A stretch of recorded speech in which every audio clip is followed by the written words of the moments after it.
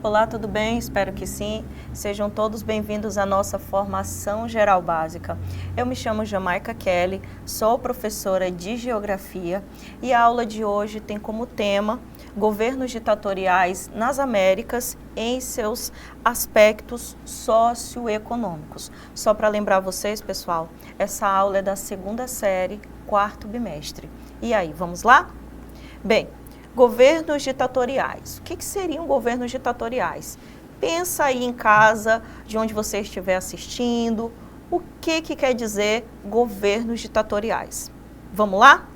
São regimes políticos nos quais o poder fica o quê? Concentrado nas mãos de uma pessoa. Por isso, governos ditatoriais, porque remete justamente à questão aí do ditador. Ou até mesmo o regime ali, o poder pode ficar concentrado nas mãos de um único grupo, que nesse caso, geralmente, quando ocorrem aí nos governos ditatoriais, quando ocorrem em alguns países, geralmente esse grupo diz respeito a militares ou até mesmo um partido único, ou seja, um único partido político. Lembrando, pessoal, que a principal característica dos governos ditatoriais é justamente uma questão muito importante que eu vou até destacar aqui para vocês, ó. Nesse tipo de governo não existe participação popular efetiva. Muito menos aí não existe respeito pleno às regras democráticas. Então, essa é a principal característica do que nós chamamos aí de governos ditatoriais, certo? Bem, eu quero também enfatizar algumas características importantes quando falamos sobre governos ditatoriais. Vamos lá, pessoal.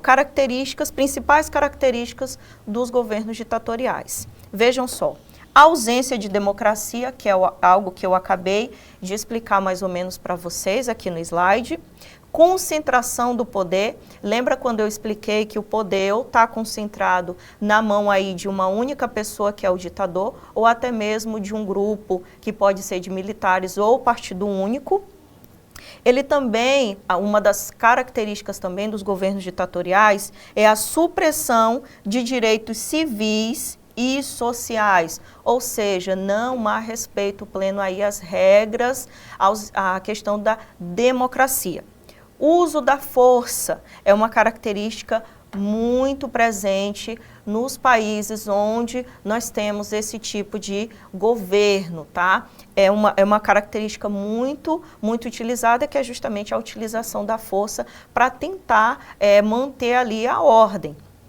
Outra questão é a ideologia legitimadora. É justamente algo que eu vou explicar aqui ao longo da aula para vocês. Bem, agora eu quero explicar um pouquinho da nossa imagem, que está aqui bem do ladinho do nosso texto, bem do ladinho aí das principais características, que representa basicamente as características que eu expliquei para vocês do que seria aí os governos ditatoriais. Vejam só, nós temos uma pessoa e essa pessoa ela está o quê? Ditando as regras para os demais. Vocês percebam que o tamanho dessa pessoa, ela está em um tamanho maior, e isso remete justamente à questão de poder. Então essa pessoa se encontra em um lugar de poder e ali ela dita as regras conforme a vontade dela. Então essa imagem ela vem justamente representar o que seria aí uma característica dos governos ditatoriais.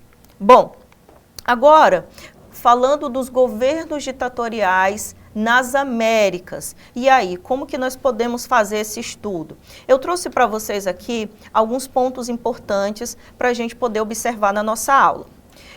Pessoal, leiam junto comigo. Os governos ditatoriais nas Américas, sobretudo durante o século XX, ou seja, estamos focando principalmente aqui no século XX, tiveram impactos profundos nos aspectos socioeconômicos, que variaram conforme o contexto de cada país. Porém, o que a gente tem aqui, ó? Mas apresentaram padrões semelhantes. Então, falando aí de regimes ditatoriais nas Américas, nós tivemos vários países. cada um com o seu ditador, mas as características foram bem semelhantes e é justamente isso que nós vamos analisar. Vamos citar aqui, por exemplo, ditadura militar no Brasil, de 1964 a 1985. Nós sabemos que em 1964 houve o golpe, né?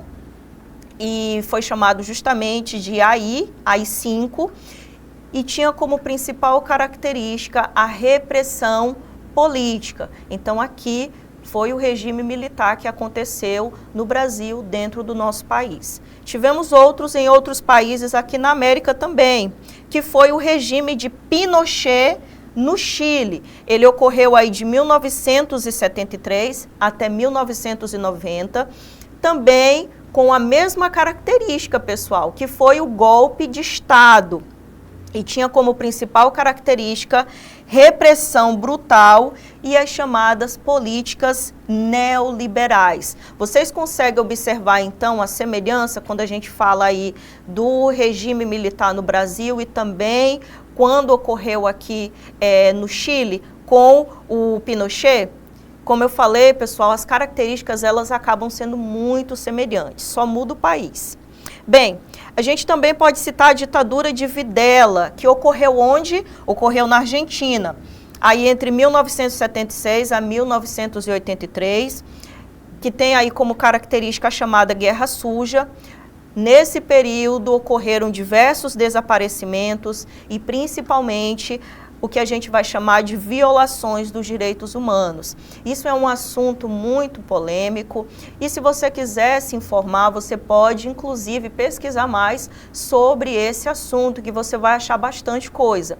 E como eu falei, você vai acabar achando você vai acabar encontrando muitas características semelhantes entre esses países que eu acabei de citar. Aliás, pessoal, existem aí outras formas de ditadura, outros exemplos, mas aqui eu trouxe os 3 mais importantes, senão a nossa aula ia ficar muito extensa. Bom, modelos de desenvolvimento, olha só. Muitos regimes adotaram políticas de modernização econômica acelerada. Então, durante o processo aí conhecido como regime militar, muitos desses países, inclusive o nosso Brasil, inclusive o nosso país, teve aí um processo bem intenso quando a gente fala de industrialização, investimentos em infraestrutura e principalmente do que se deu tudo isso, professora? Como foi que esses países conseguiram aí alcançar tantos benefícios como o processo de industrialização, abertura ao capital estrangeiro? Ou seja, nesses países, os seus governantes, eles abriram o quê? Abriram as portas para entrar os investimentos vindo de outros países. Então, por isso, tantas mudanças importantes acabaram ocorrendo. É importante, pessoal, pegar dinheiro emprestado. Só que o que resta hoje para nós é uma dívida externa muito grande e a gente precisa analisar muito bem esses pontos, tá? Bem, eu vou pegar aqui novamente o exemplo do Chile. Olha só, no Chile, sob aí o regime do Pinochet, o modelo neoliberal ele tem como característica principalmente essa, tá? Abertura aí ao capital estrangeiro. O modelo neoliberal foi aplicado de forma radical e ocorreram o que nesse país? Privatizações, desregulamentação e principalmente redução de gastos sociais, gerando crescimento econômico, mas também aumento da desigualdade. Certo? Então é algo bem interessante que eu acabei de falar. Quando você deixa entrar o capital estrangeiro, é algo que a gente precisa analisar muito bem. Esse foi o caso do Chile. Agora, no caso do Brasil. No Brasil, o chamado milagre econômico, ele aconteceu. É um fato importante da nossa história, que foi aí alcançado entre o período de 1968 até 1973, conforme vocês estão vendo aí no texto, promoveu o crescimento do PIB e também o chamado processo de industrialização, que eu falei anteriormente, porém, com forte concentração de renda e aquilo que eu acabei de falar e vou enfatizar novamente, até destacar no texto, que é o endividamento externo.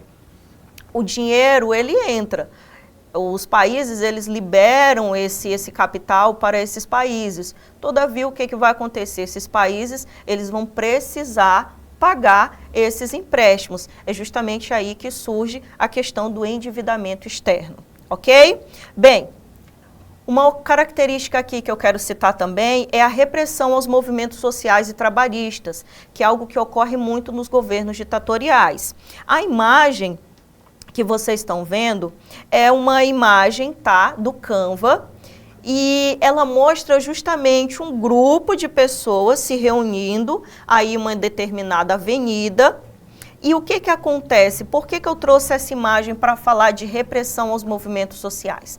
Porque em um regime ditatorial, isso daqui não pode acontecer. Essa concentração aqui de pessoas em um determinado local seria extremamente proibido, principalmente se esse grupo de pessoas estivesse reivindicando algo, tá? Vejam só no texto. Quando a gente fala de repressão aos movimentos sociais e trabalhistas, a gente tem como exemplo sindicatos, movimentos camponeses, organizações populares, como é o exemplo aqui dessa imagem. As pessoas que tentaram fazer isso daqui dentro de governos ditatoriais, elas foram o quê? Perseguidas, e esses movimentos eles acabaram aí se enfraquecendo, ou seja, ocorre um enfraquecimento da luta por melhores condições de trabalho e até mesmo distribuição de renda, já que esse tipo de movimentação aqui entre a população é extremamente proibido e contido, tá? A repressão garantiu o que os governos ditatoriais chamam de paz social, que eu até destaquei aqui, ó, paz social, que é uma paz aparente, mas às custas da supressão de direitos trabalhistas e também da precarização das condições de vida de grande parte da população. Então, vejam um exemplo que eu trouxe aqui na tela, e é justamente essa questão da repressão aos movimentos sociais e trabalhistas. Bom, aquilo também que eu mencionei no slide bem anterior, que é a questão do endividamento, da dívida externa. E eu quero enfatizar agora para vocês, quero falar um pouco mais. Vamos lá. Quando a gente fala de dependência externa, a gente está falando aí, principalmente dentro dos governos ditatoriais, acontece que os regimes ditatoriais, eles foram alinhados, em sua maioria, visando o interesse quem? Visando o interesse aí dos Estados Unidos, dentro da lógica da Guerra Fria. Então, você que está acompanhando essa aula, você pode inclusive acessar a nossa aula sobre Guerra Fria, que você vai até entender um pouco mais, tá? Então, recebendo o governo dos Estados Unidos, ele tinha interesse principalmente em vários países da América. Então, dentro dessa lógica da Guerra Fria, nós temos os Estados Unidos oferecendo aí apoio financeiro e militar e até mesmo apoio político a vários países. Isso reforçou a questão da dependência econômica latino-americana, principalmente via o quê? Empréstimos, tá? Empréstimos esses internacionais e investimentos aí de multinacionais. A bandeira dos Estados Unidos, ela vem justamente representar aqui os interesses desse país, nesses países que fazem parte da América Latina e que eu citei aqui ao longo da nossa aula. Não só o Brasil, mas o Chile e até mesmo a Argentina. Bom, legado socioeconômico. Veja a animação que está aí na tela, pessoal. O empréstimo vem, o dinheiro chega, mas o que acontece? Ele vai simplesmente o quê? Desaparecer. Vocês viram a mágica? Então, é basicamente esse o legado socioeconômico. As ditaduras deixaram marcas profundas, endividamento externo, desigualdade social elevada, concentração fundiária, repressão aos direitos trabalhistas e fragilidade das instituições democráticas. A transição para a democracia exigiu aí a reconstrução de políticas sociais e principalmente trabalhistas, mas muitas bases neoliberais e da desigualdade, elas acabam permanecendo até os dias de hoje, ok? Então, esse é o legado socioeconômico deixado pelos governos ditatoriais. É basicamente isso. Eu quero agora registrar a nossa atividade para você que assistiu até aqui. Quero convidar vocês a fazermos juntos essa questão e eu acredito que vocês vão acertar de primeira. Vamos lá? Atividade: governos ditatoriais nas Américas. Leiam junto comigo a questão 1, que diz o seguinte: uma característica comum dos governos ditatoriais. Olha o comando da questão. Uma característica comum dos governos ditatoriais é a alternativa A plena liberdade de imprensa? Não. Totalmente incorreto, pessoal. Aprendemos na aula de hoje que uma das principais características dos governos ditatoriais é justamente a repressão. Então, a alternativa A gente já pode desconsiderar.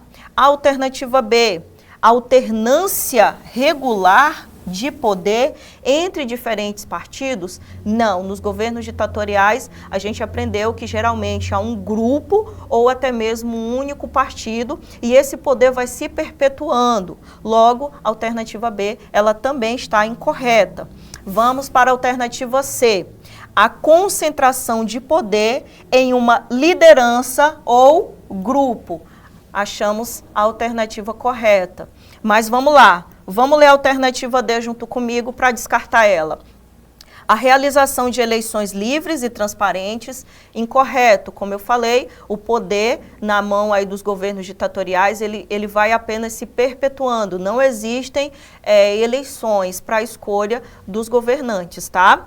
A alternativa é o fortalecimento dos movimentos sociais. Errado. Os movimentos sociais, na perspectiva dos governos ditatoriais, eles são barrados, eles são impedidos, conforme a gente aprendeu na aula de hoje. Ok? Então, o gabarito da questão, a alternativa C, a concentração de poder em uma liderança ou um único grupo. É basicamente essa a resposta correta. Bem, pessoal, chegamos aqui ao final da nossa aula e eu quero resumir a nossa aula com a imagem 1. Imagem 1 aí na tela, bem interessante essa imagem, ela fala muito por si só, essa imagem, ela já explica tudo que a gente aprendeu hoje, mas mesmo assim eu vou falar o seguinte: em resumo, os governos ditatoriais nas Américas impulsionaram certos setores econômicos e modernizaram a infraestrutura, mas o fizeram à custa da repressão política, da perda de direitos sociais e da manutenção ou aprofundamento das desigualdades, principalmente a desigualdade social. E a imagem, como eu falei, fala por si só, onde um governo ditatorial se coloca aqui acima da população e ele está comandando a população com uma espécie de relógio que ele gira e ele faz o seguinte, olha só a frase que ele coloca aqui, repitam comigo: vivemos numa democracia. Mas todas as características ali apontam que, de fato, a imagem não se trata de uma democracia. Ok? Então, essa foi a nossa aula de hoje. Espero muito que vocês tenham gostado, espero que vocês tenham compreendido.